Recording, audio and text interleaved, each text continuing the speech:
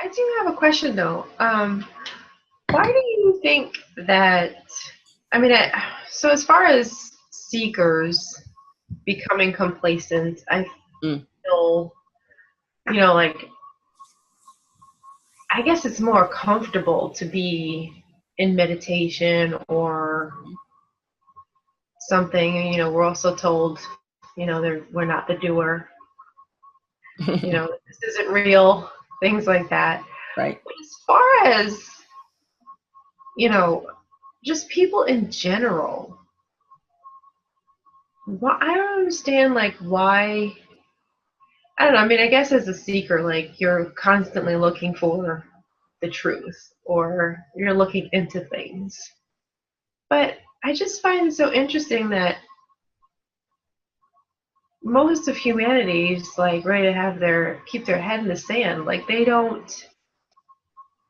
they're so not interested in things going on in the world. Right. Hmm. And is that, I mean, is there something different about us? You know what I mean? Like, are we wired differently? Like, I really have a hard time wrapping my head around it. Like, how do you completely and totally, it's like it doesn't even exist. Like, it could be right there in front of your face. Hmm. Hmm. And they will find something else to focus on. Right. Right. Yeah. Well, that comes down to just the state of evolution and the state of consciousness that each person carries. And yes, the more evolved a person is here, the more likely they are to be someone who's going to ask the difficult questions and go in and be real about what's going on. It takes, we'll just say, like much greater maturity to do that, period. Mm. So most of humanity is still very stuck in complete programming. And of course, you've got to look at it from the space of the program, that the program is rooted in fear.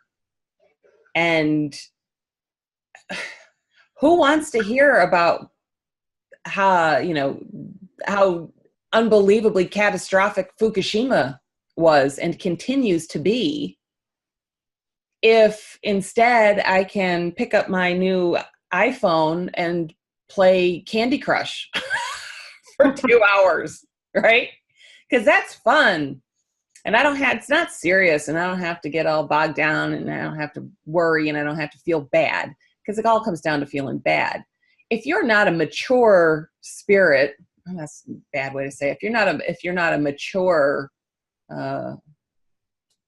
individual, you're not highly evolved as far as the level of consciousness you carry, you will do everything in your power to stay out of pain. And that means to stay out of anything that is fearful to you. You'll do anything to stay out of pain. Why do you think we have such a drug problem? Why do we have such a problem with anything that creates addiction? Whether it's pornography or drugs or alcohol or shopping, like all of it, right? Abuse of food, like it's all stuff that temporarily relieves our sense of suffering. And that's why we're addicted to doing it, and we can't stop ourselves from doing it because we're so afraid to feel bad, right? And we're so identified with how terrible it is to feel bad that we just run away from it.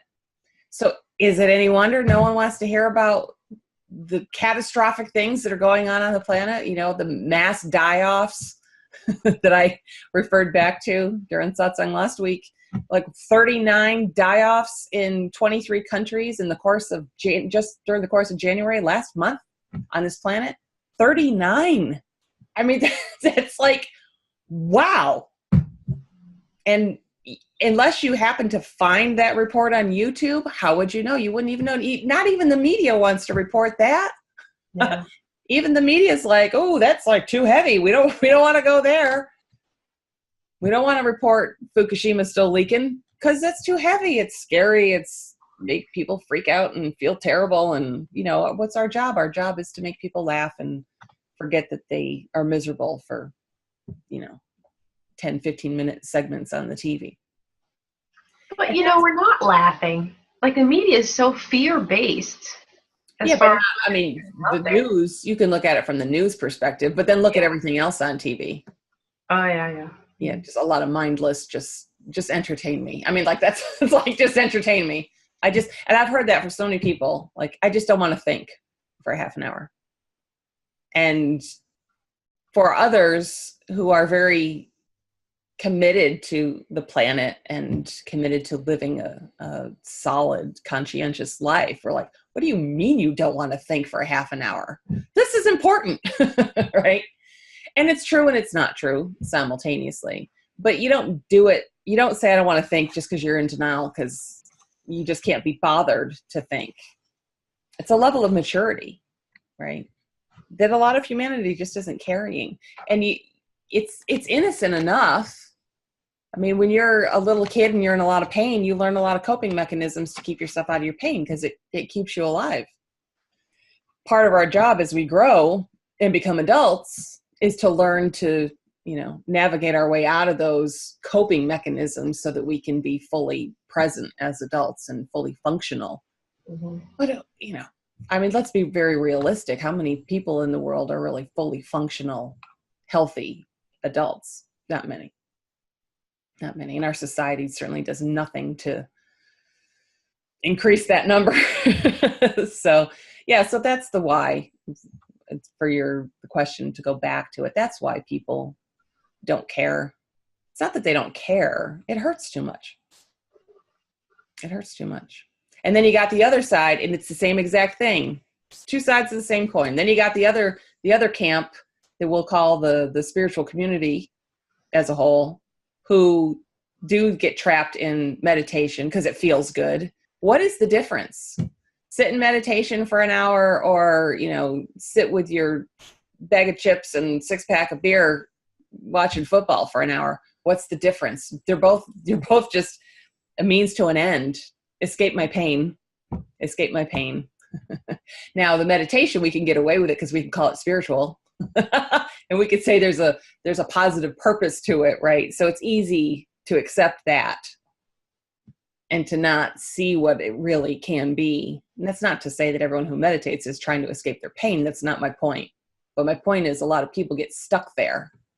And so rather than engaging in the hard stuff going on in the world, they escape to meditation because it takes them out of the world. And any person who has moved beyond this level of unconscious functioning here and is capable of consciously walking in the world, any of them will have the same experience. And it is that the movement from being unconscious to functioning consciously left them in the space where they want to be in the world more than ever.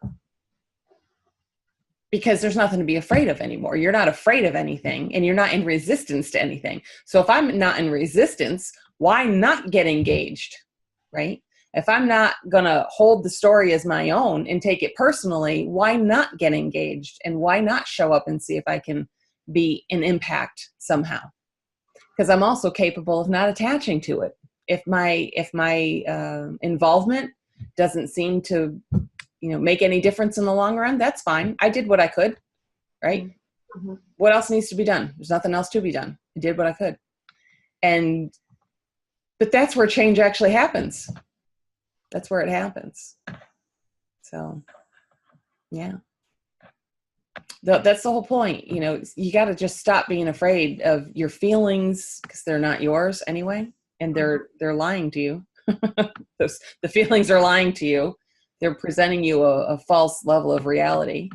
So you're not to be afraid of your feelings, and not be afraid of your own suffering, because those are all stories that you've created for yourself and you continue to hold on to.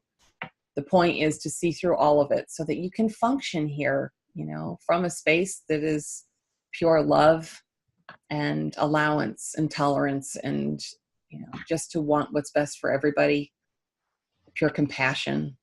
That's why we're here. To be that in the world. That's why anyone who watches this That's why you're here. So whatever interferes with you being able to do that, that's your work. That's your work, to get in there and break that down so it's no longer an impedance to how you can show up in the world. Mm-hmm. Mm.